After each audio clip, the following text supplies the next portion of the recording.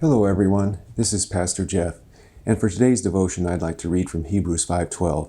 It says, "For though by this time you ought to be teachers, you need someone to teach you again the first principles of the oracles of God, and you have come to need milk and not solid food." Now when I've gone over this verse in the past, I've probably focused more on the neglected aspect of this verse rather than the expected. The neglected aspect is that the Hebrew Christians still remain babes in their faith after quite some time. But today, I would like to focus on the expected, which is mentioned in the first part of the verse. It says, "For though by this time you ought to be teachers." Did you catch that? These rank and file, everyday believers were expected to be teachers.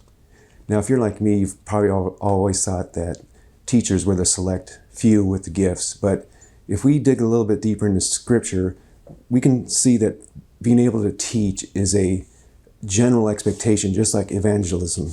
So if we go back to Deuteronomy 6, Moses taught the people what God had taught him, what God had given him through the commandments and the law.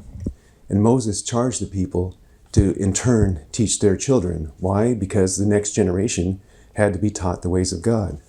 If we go to the Great Commission, Jesus in Matthew 28 told the disciples to go and make disciples of all nations. Well, how do you make a disciple? First, there is evangelism, but after someone has given their life to the Lord, they need to be taught. We are expected to teach. So let me encourage you, when you go to your personal Bible study, that you go with an attitude of expecting to be taught.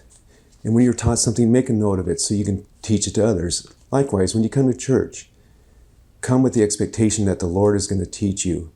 Pray that He would reveal what He wants to speak to your heart. Make notes so that you can in turn teach others.